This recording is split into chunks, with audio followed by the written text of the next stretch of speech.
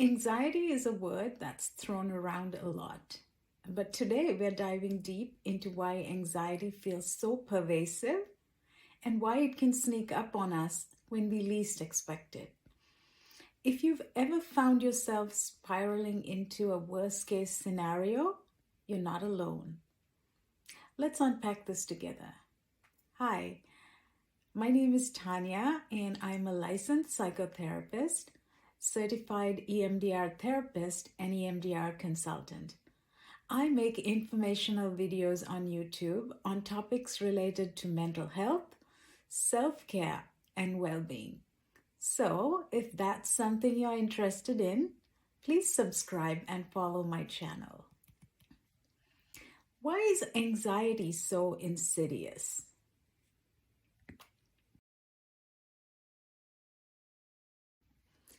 Anxiety is a natural human response designed to protect us.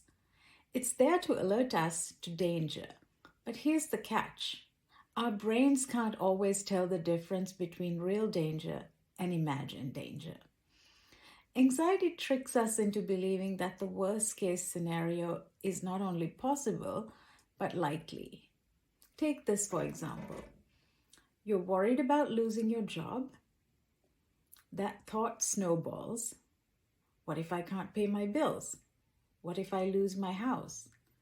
What if I end up living in a tent by the river? Does that sound familiar? This mental spiral happens so quickly, and before we know it, we're doing everything in the present moment to avoid that imagined future. But here's the kicker. If you were to stop and ask yourself, how likely is it on a scale of 0 to 10 that I'll actually end up in that tent by the river? It's probably close to 0. Anxiety feels real. It's not always logical. So, how do we separate the logical thoughts from the intrusive ones? A good rule of thumb is, if the thought starts with what if, it's often intrusive.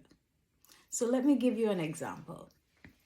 What if I fail my test tomorrow and ruin my whole career?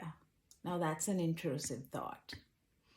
I need to study tonight because I haven't reviewed this material. That's a logical thought.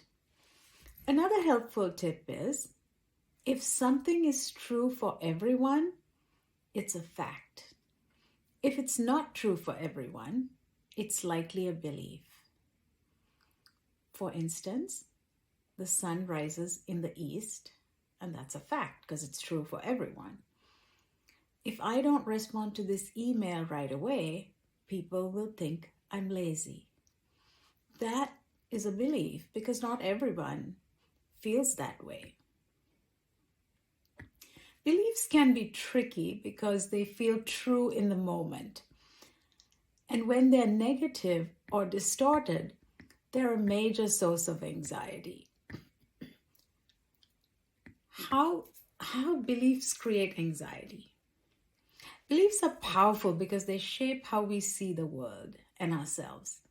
Many of our beliefs are formed in childhood or during significant life events. For example, if you were praised for being a high achiever, you might develop a belief that your worth is tied to your success. When beliefs like these go unchecked, they create pressure and anxiety. Why? Because we're constantly trying to prove or protect those beliefs. Here's another example. Let's say you believe, I must never make a mistake. Now imagine you're at work and you realize you've made a small error. Instead of seeing it as fixable, your belief amplifies the situation. What if my boss thinks I'm incompetent? What if I get fired? Cue the anxiety spiral.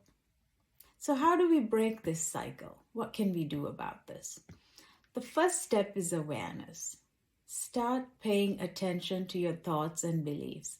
Ask yourself, is this a fact or is it a belief? If it's a belief, where did it come from? Is it helping or is it hurting me?